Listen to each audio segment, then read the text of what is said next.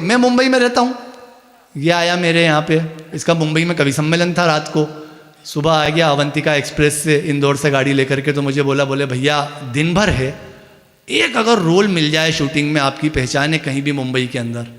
मैंने कहा हीरा यार उसके लिए कोर्स लगते हैं, एक्टिंग कोर्स किया जाता है, सब अभिनय करने वाले लोग होते हैं।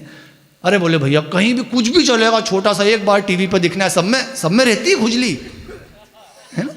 तो बोले भैया कहीं से भी कहीं भी करवा दो। मैंने एक फ़ोन लगाया तो हमारे एक डायरेक्टर मित्र थे, बिल्कुल सही बात है, डायरेक्टर मित्र थे, तो वो बोले यार रोल तो ऐसा कुछ खास नहीं है, एक पौराणिक सीरियल कर रहा हूँ मैं सोनी टीवी पर, तो उसमें राजा के पीछे कुछ सैनिक हैं वो चलते हैं।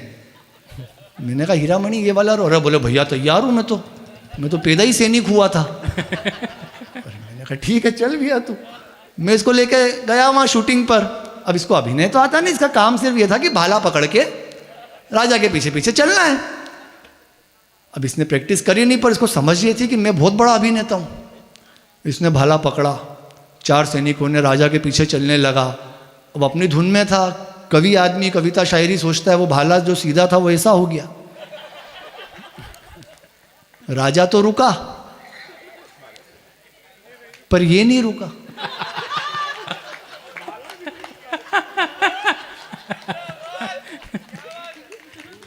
इस आदमी ने उस राजा का बाजा फाड़ दिया।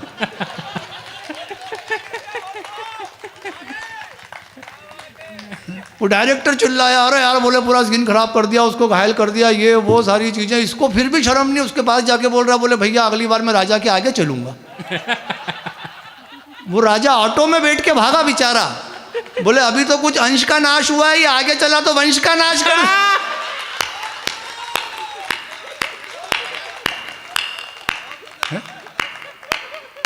एक बार ताली बजाइए पीछे तक जब लोग सुन रहे हैं, तो बड़ा आनंद आ रहा है, बड़ा मस्ती है। मैं पहली बार ऐसे मेला महोत्सव में सुना रहा हूँ, मेरे लिए भी आत्मविश्वास के लिए बड़ा अच्छा क्षण है। इंदौर में मैं रहता हूँ, इंदौर अपनी स्वच्छता के लिए जाना जाता है, आप सब जानते हैं। 8 बार से हम स्वच्छता में नंबर 1 हैं। हमारे यहाँ कोई आवारा जानवर, गाय कुत्ते कुछ भी नहीं दिखते। अब मैं मुंबई से जब अपने घर आता हूँ, अपनी पत्नी से पूछता हूँ, यार अब तो आवारा जानवर भी नहीं है, कोई धूल धुआं कुछ नहीं है, तू खाना बनाने से पहले ये जो 2 रोटियाँ निकालती है उसका क्या होगा? तो बड़ी मासूम है, मेरी तरफ देख के बोली, देखो गाय वाली तो मैं खा लूंगी।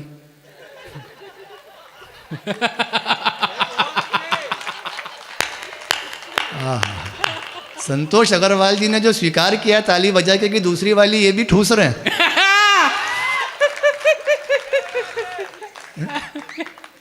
पर पत्नियां बोल जाती है। ये धर्मेंद्र जी मेरे घर पे आए कुछ दिन, इनके साथ बड़ी चोट हो गई थी अभी धर्मेंद्र जी के साथ में। धर्मेंद्र जी हैं, हाँ वो 2 महीने पहले वो स्वर्गवासी हो गए अभिनेता धर्मेंद्र। तो किसी ने पोस्ट डाल दिया, बोले धर्मेंद्र जी गुजर गए। तो हम इनके घर पे बैठने चले गए। हमें लगा ये निपट गए होंगे। वहाँ गए तो ये पानी लेके आ रहे थे। तो मैंने भाभी से बोला, मैंने कहा भाभी पानी ये लेकर के आ रहे हैं? बोले पानी पिलाना धर्म का काम है। बात में से बात निकल करके आती है। आज बड़ा अच्छा शुभ अवसर है कि हम विश्व हिंदी दिवस पे खड़े होकर के आपसे बात कर रहे हैं। आज विश्व हिंदी दिवस है। भाषा के बड़े संस्कार होते हैं। हमारे यहाँ पर एक बहू ने इतना कह दिया कि सासू माँ मैंने सब्जी काट दी, तो सासू माँ नाराज हो गई। बोले बहू ऐसा नहीं बोलते सब्जी काट दी, ये हमारे संस्कार नहीं है, ऐसा बोलो कि सब्जी सुधार दी। 15 दिन बाद सासू माँ को कुत्ते ने काटा।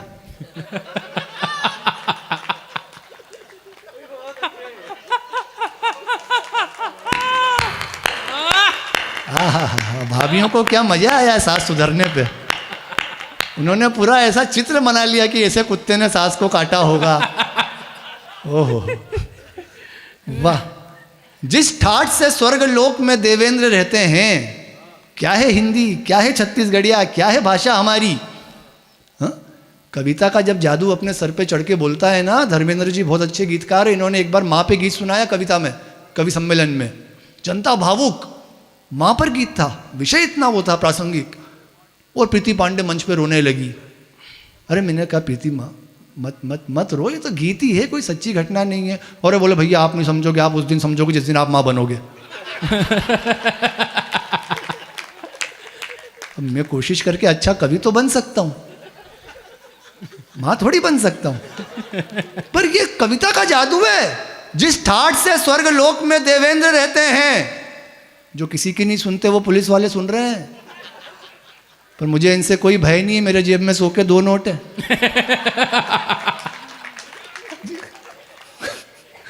जिस ठाठ से स्वर्ग लोक में देवेंद्र रहते हैं, जो शोभते शिव के गले में नागेंद्र रहते हैं, उसी भांति बसती है हिंदी मेरे दिल में, जिस भांति हनुमत हृदय में राघवेंद्र रहते हैं। जिस भांति हनुमत हृदय में राघवेंद्र रहते हैं। इससे दुगनी तालियां आप इस बात पे बजाइएगा। जब पहली बार मेरे को पास फोन आया मुरली भैया का, बोले एकाग्र 10 जनवरी को आना है, तो हम आर्टिस्ट लोगों की एक छोटी सी आदत है, हम पूछते ही हैं ना कलाकारों की। मैंने कहा भैया राशि, बोले वृश्चिक। मैंने कहा भैया मैं मेरी राशि पूछ रहा हूं, बोले तुम्हारी शायद वृषभ होगी।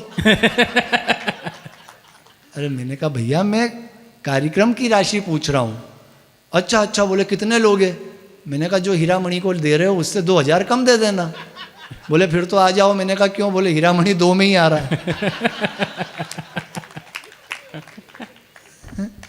पर बढ़िया व्यक्ति हैं। सुबह उनके घर पे बुलाया उन्होंने चाय नाश्ता कराने के लिए, नाश्ता करने बैठे, बोले एकाग्र 1 बिस्किट और खाओ।